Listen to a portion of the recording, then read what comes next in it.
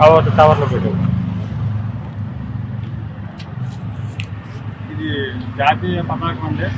ఈ పతాకాన్ని చాలా పవిత్రంగా చూడాలి, కానీ ప్రజలు దీన్ని ఆ టైంకి వాడేసి చెత్త కుప్పల్లో గట్రా పడేస్తున్నారు. మా వెన్నెల ఫౌండేషన్ తరఫున శంకర్ నరేష్ అన్నయ్య ప్రచారం చేస్తున్నారు ఈ విషయం మీద. ప్రజలకి అవగాహన రాలేదు, ప్రజలు ఇంకా అవగాహన తెచ్చుకోవాలి కూడాను. ఎందుకంటే ఈ ఫ్లాగ్ చెత్త కుప్పలో ఉన్నప్పుడు మేము మొత్తం మా అన్నయ్య గారు చెప్పిన శంకర్ నరేష్ అని చెప్పిన మాట ప్రకారం మేము నగరం అంతా తిరుగుతున్నాం. ఈ నైట్ అంతా తిరుగుతాం, ఎక్కడెక్కడ ఫ్లాగ్లు ఉన్నాయో మొత్తం చూస్తాము. మన జాతీయ పతాకాన్ని మనం గౌరవం కాపాడుకోవాలి. రెండోది ఏంటంటే అన్నీ చెప్పిన చాలా మంచి మాట. ఈ మాటలు మనం ఏంటంటే చూసా చెప్పకుండా చెయ్యాలి.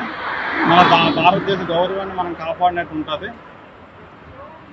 ఇది నీది నాదే కాదు, ప్రతి ఒక్కరి బాధ్యత, భారతీయులందరికీ బాధ్యత, ప్రతి భారతీయులది బాధ్యత.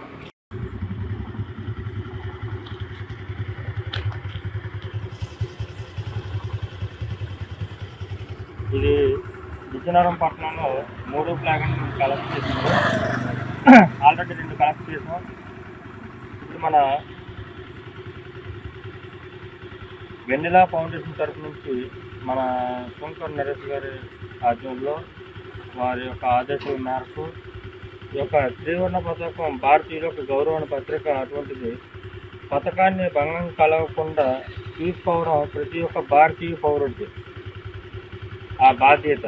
జెండా ఎగరవేసిన తర్వాత పునరించే విధంగా జెండాలను నేలపై, నీటిలో, చెత్త కుప్పం లాంటి ప్రదేశాల్లో అవగాహన లేని వ్యక్తులు పడేసి జెండాలను వెన్నెల ఫౌండేషన్ వ్యవస్థాపకులు శంకర్ నరేష్, అతని సంస్థ సభ్యులు మరియు హెచ్ సంస్థ సభ్యులు రాత్రి నగరమంతా తిరిగి పారిశుద్ధ్య కార్మికులు చీపురు పట్టక ముందే సదరు జెండాను సేకరించి ఈ యొక్క బాధ్యతగా మేము తీసుకొని కలెక్ట్ చేయడం జరుగుతుంది.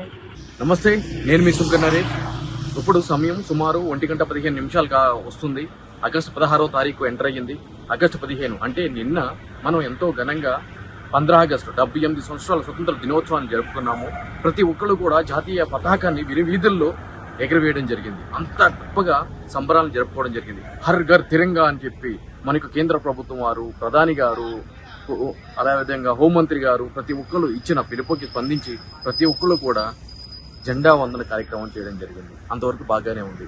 మరి అటువంటి జాతీయ జెండాని, ఎంతో ప్రతీక కలిగిన జాతీయ జెండాన్ని, మన దేశానికి గౌరవాన్ని తీసుకుని వచ్చే జాతీయ జెండాన్ని మనము ఈ యొక్క వేడుకల తర్వాత ఏం చేస్తున్నాం అనేది ఒక ప్రధానమైనగా మనం ఇక్కడ చూసుకోవాల్సి వచ్చింది. రండి చూపిస్తా, చూడండి.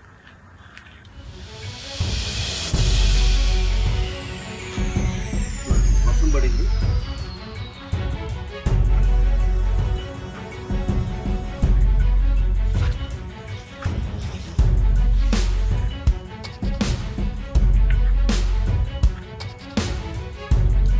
మన జాతీయ జెండాని మనం ఏం చేస్తున్నామంటే ఇది ఫ్లాగ్ కోడ్లో క్లియర్గా పొందుపరచడం జరిగింది.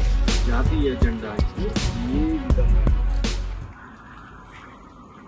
అగౌరవం కలగకుండా చూసుకునే బాధ్యత ప్రతి ఒక్క పౌరుడిది అని ఈ విధంగా డిస్కార్డెడ్ అంటే పునర్వినియోగించలేని జెండాలని చాలా గౌరవప్రదంగా తీసి ఎవరూ చూడని ప్లేస్లో ఖననం చేయాలి, డిస్పోజ్ ఆఫ్ చేయాలి అని చెప్పి క్లియర్గా ఫ్లాగ్ కోడ్ చెప్తుంది. ఏదైతే కనుక హర్ ఘర్ తిరంగా అని చెప్పి ఒక నినాదాన్ని ఇచ్చారో మన నాయకులు, వాళ్ళు ఈ యొక్క జాతీయ పతాకాన్ని ఏ విధంగా కాపాడాలి అని చెప్పి క్యాంపెయినింగ్ చేయకపోవడం మన దురదృష్టకరం. మా ఫౌండేషన్ తరఫున ఎప్పుడు కూడా మేము మా సభ్యులతో కలిసి ఈ యొక్క పునర్వినియోగించలేని కింద పడిపోయిన జాతీయ జెండాల్ని మేము ఏరుకుంటూ గౌరవప్రదంగా చేస్తూ ఉంటాము. అయితే ఈ కార్యక్రమం గత 3-4 సంవత్సరాల నుంచి జరుగుతుంది మా సంస్థ తరఫున. ఎస్పెషల్లీ నేను ప్రత్యేకమైన లీడ్ తీసుకుంటూ. కానీ మొదటి సంవత్సరం ఎప్పుడైతే గనక ఈ యొక్క కార్యక్రమాన్ని మొదలుపెట్టానో నాతో పాటు సుమారు 10-15 మంది అబ్బాయి చాలా బాగుంది, పేరు వచ్చే కార్యక్రమము, మనల్ని చాలా మంది గుర్తుపడతారు అని చెప్పి నాతో కలిసి ముందుకు రావడం జరిగింది. అయితే దాని తర్వాత అనుకున్న విధంగానే ఆ ప్రోగ్రామ్ సక్సెస్ కావడం జరిగింది. దాని తర్వాత అది చూసి ఇంకొంతమంది మేము వస్తామని చెప్పి రెండో సంవత్సరం కూడా రావడం జరిగింది. అయితే ఇక ఇదంతా అయిపోయిన తర్వాత అబ్బా ఇది బోరు కొట్టేసిన ఆయన ఏమి వెళ్తాం అర్ధరాత్రి పూట ఈ చెత్తలో ఈ జెండాలు ఏరుకోవడం ఏంట్రా అని చెప్పని ఈ రోజు నేను ఒక్కడిని, నాతో పాటు మీ అందరికి తెలిసిన విషయమే స్వామి మిగిలారు. ఈ వీడియో ఎండింగ్ లో కూడా నేను మీకు చూపిస్తాను. ఆయన ఒకలే మిగిలిన, అంటే మేమిద్దరం కూడా ఈ రోజు రాత్రి ఇగో ఇట్లా ఈ జెండా ఎగిరే కార్యక్రమాన్ని చూసుకుంటాము. మీ అందరికీ తెలిసిన విషయమే, నేను ఉప్పల నియోజకవర్గం నుంచి ఎమ్మెల్యేగా కంటెస్ట్ చేయడం జరిగింది.